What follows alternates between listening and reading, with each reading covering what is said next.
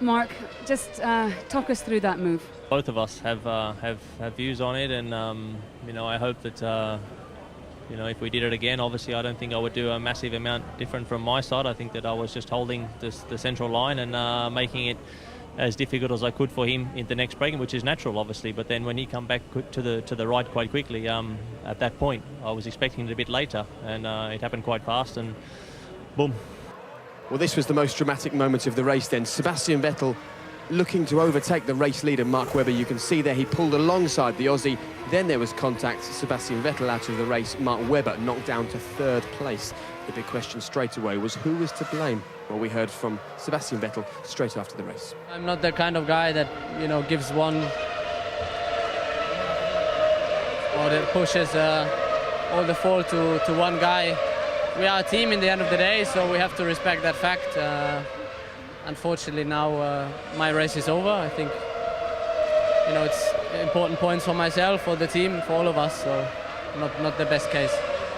Well, Sebastian Vettel wasn't looking to lay the blame at anyone's door for that incident. We can see actually quite clearly here, as soon as it had happened, while the race was still going on, Sebastian made his way out to the pit lane, and the team were consoling him after that moment. And straight after the race, both of the drivers and Christian Horner got together in the Red Bull headquarters here. They had a bit of a chat, had a bit of a debrief amongst themselves, and then Christian came out, spoke to the media, and this is what he told us.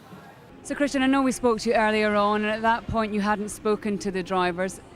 What have you said to them? Have you changed your opinion on if there was fault to blame and whose fault it was?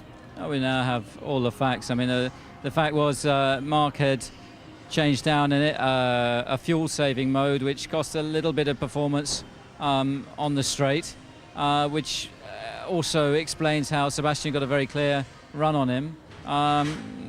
The large mistake remains that not enough room was given, and that was the explanation as to how Seb managed to get him into the tow. He'd managed to save an extra kilo of fuel. Both cars start the race with the same amount of fuel, and so effectively he had one more lap of, if you like, the optimum engine mode. But we couldn't back him off because he was obviously under pressure from Lewis Hamilton behind. So the frustrating thing is that we've given away 28 points today, and it should have been, both drivers have lost points, and it should have been a 1-2 finish. And from a team point of view, it doesn't matter which way round they are. The priority is to finish 1-2, and that's exactly what we should have done today.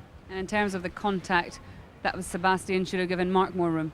No, I think that Mark has put Sebastian on the dirty side, given him just enough room, and then Sebastian's come across obviously quite aggressively, but he was obviously quite a long way down the side. So very,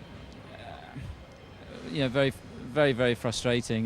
We saw McLarens racing each other and them giving themselves a little bit more room. We've seen our drivers race each other previously. Malaysia springs to mind as a recent race, and they're usually very, very good at giving each other room. And today, for whatever reason, that didn't happen.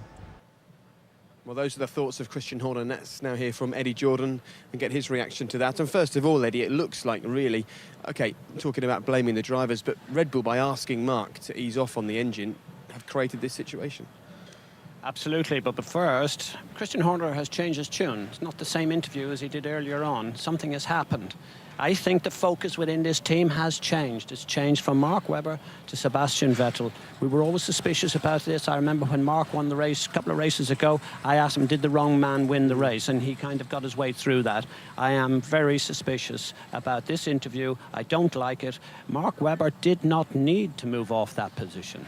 And when Christian is talking about that Sebastian had saved a kilo of fuel, it's no secret. When you're in the slipstream of somebody, you don't use the same fuel as you do when you're leading a race. This is a complete nonsense. I just can't understand why Christian came out with such a statement. OK, well, we'll have to see how that one unfolds. It'll run and run, I guess, until we get to Canada. But, of course, there was another team involved today, the team that ended up winning the Grand Prix. But, again, that wasn't free of controversy, that victory for McLaren. Yes, but the difference was the respect for both drivers was different. They gave in to each other and they realised in the best interest of the team. And remember that the team is always the key. The most important aspect of any racing is the team. And then you can talk about individuals. And the difference is McLaren respected that ethos. The Red Bull did not. Fascinating Grand Prix. It was a great Grand Prix, and it's done a lot for Formula One. And who said overtaking was dead? This was a classic.